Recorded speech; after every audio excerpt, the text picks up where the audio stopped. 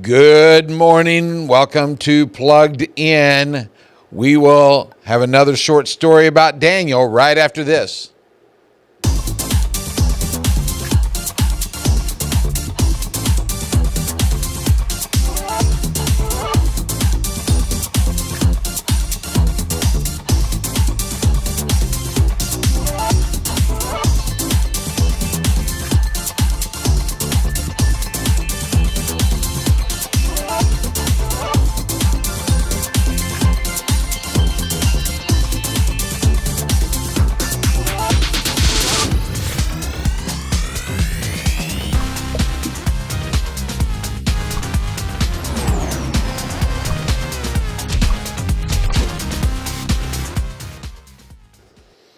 And we're glad to have you back on this first Monday of May. And it's, I believe, the last week for seniors at our local high school. And so congratulations to those. Some of you may have some family members that are graduating this next weekend. It's a big deal, and so we look forward to that. Don't forget, this coming Sunday is also Mother's Day, so I want to encourage you to do something special for your mom. And I say that because I'm sure my mom will be listening, and so she'll hold that against me that I said it live on air, so she's going to make sure I do something for her, but I was going to anyway. Hey, we're glad that you're with us. We're just taking our time going through the story of Daniel. And next week we'll be in chapter 3 with one of the more familiar stories, but we finish up chapter 2 today. And again, it won't be on the screen due to the length of it, but if you want to follow along, you may, or jot down the verses that I'm going to give you. But to open it up this morning, just a short little quick funny story. There was a couple who were going on vacation. They were standing in line waiting to check their bags at the airline counter. And the husband said to the wife, "I wish we had brought the piano." And she said, "Why? We've already got 16 bags. And the husband said, "Yes, I know, but the tickets are on the piano." You know, we all have a tendency to forget.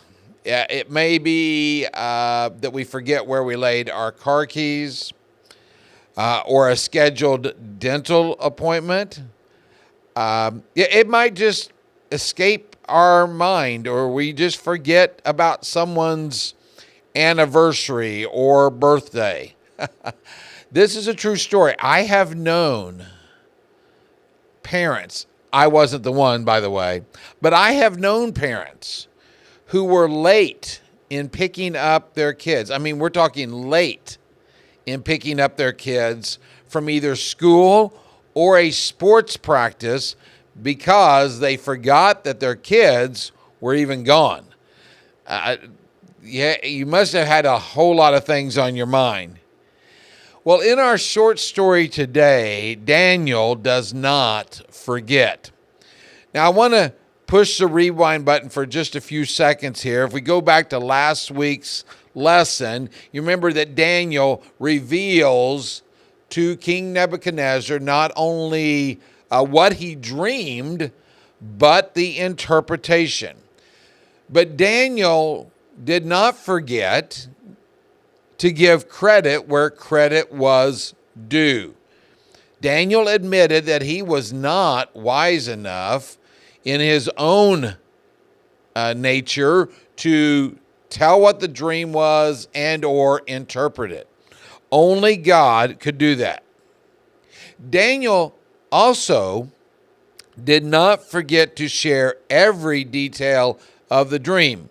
If you remember, each of those pieces of the statue represented certain empires. But when we get to verse 44, Daniel says this: "In the time of those kings, the God of heaven will set up a kingdom that will never be destroyed, nor will it be left to another people. It will crush all of those kingdoms and bring them to an end. but it itself will endure forever. You know, while there are other kingdoms and rulers that will fall, God's kingdom is indestructible. And those who believe in God, those who accept his son Jesus Christ as Lord, become members of that kingdom, and they are secure in him. But there is one other thing that Daniel did not forget. He did not forget his friends. So if you're following along this morning, I want to read for you the last two verses found in Daniel chapter 2, verses 48 and 49. Here's how it reads. Then the king placed Daniel in a high position and lavished him with many gifts. He made him ruler over the entire province of Babylon and placed him in charge of all of its wise men. Moreover, at Daniel's request, the king appointed Shadrach, Meshach, and Abednego administrators over the province of Babylon, while Daniel himself remained in the royal court. After being named a ruler, or being named over the royal province of Babylon, and placed in charge of the wise men, Daniel requested that his companions be appointed as his assistants. Now, there are a couple of things in this particular section that strike me that I think are good for lessons for us. Here's the first one. Daniel's loyalty to his friends.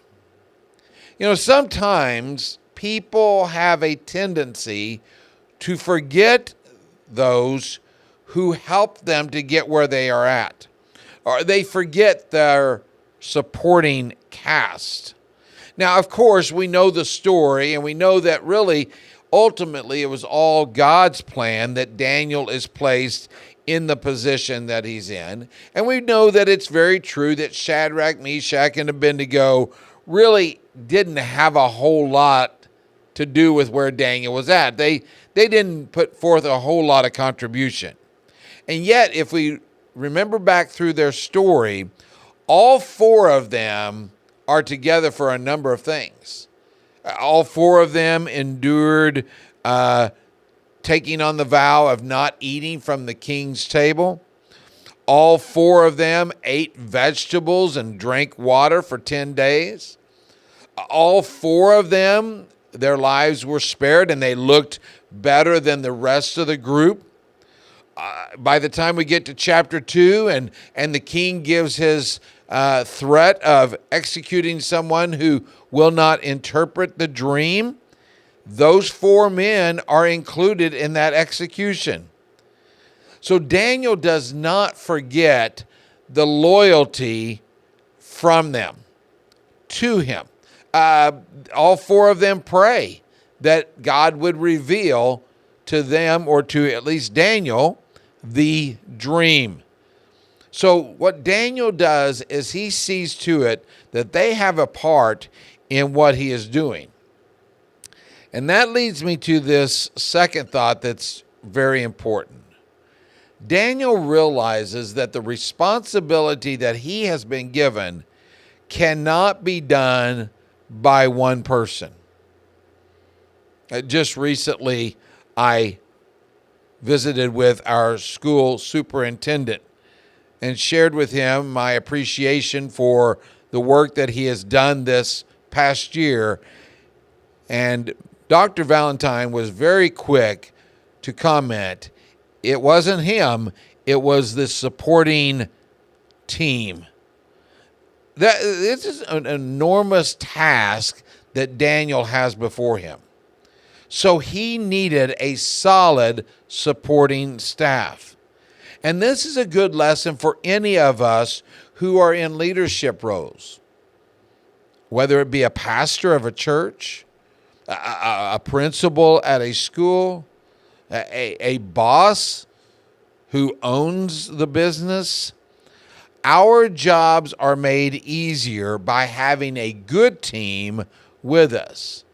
You can read about that in Exodus chapter 18 when Moses realized he needed to have some people helping him. Daniel understands this in his life, and it is a good practice for each of us. Well, I want to thank you again for watching us today, and hopefully some of this will help you in your everyday life. Hope that you have a wonderful week. And next week, on Monday, we will start chapter 3, a familiar, popular story about Shadrach, Meshach, and Abednego. We'll see how long it takes us to break that story down. Have a wonderful week, and we'll see you next Monday on Plugged In.